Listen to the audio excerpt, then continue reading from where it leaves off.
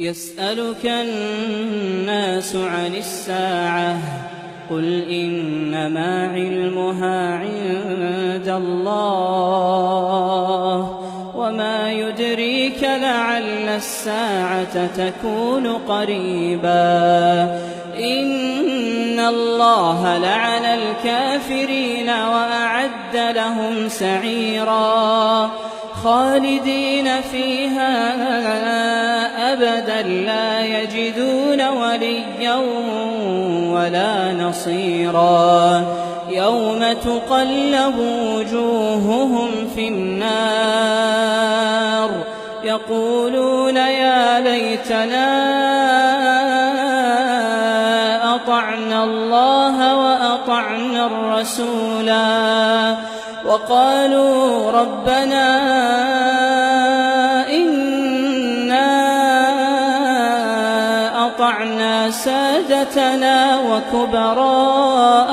فأضلونا السبيلا ربنا آتهم ضعفين من العذاب والعنهم لعنا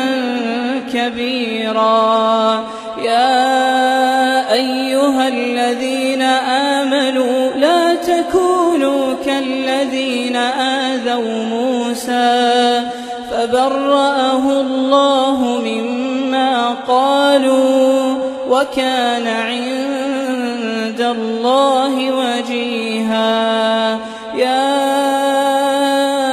أيها الذين آمنوا اتقوا الله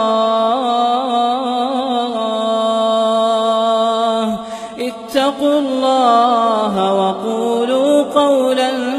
سديدا يصلح لكم أعمالكم ويغفر لكم ذنوبكم ومن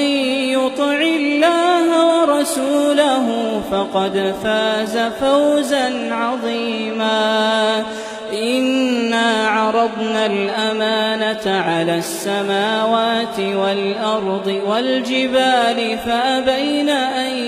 يحملنها وأشفقن منها وحملها الإنسان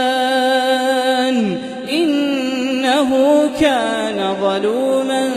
جهولا ليعذب الله المنافقين والمنافقات والمشركين والمشركات ويتوب الله على المؤمنين والمؤمنات وكان الله غفورا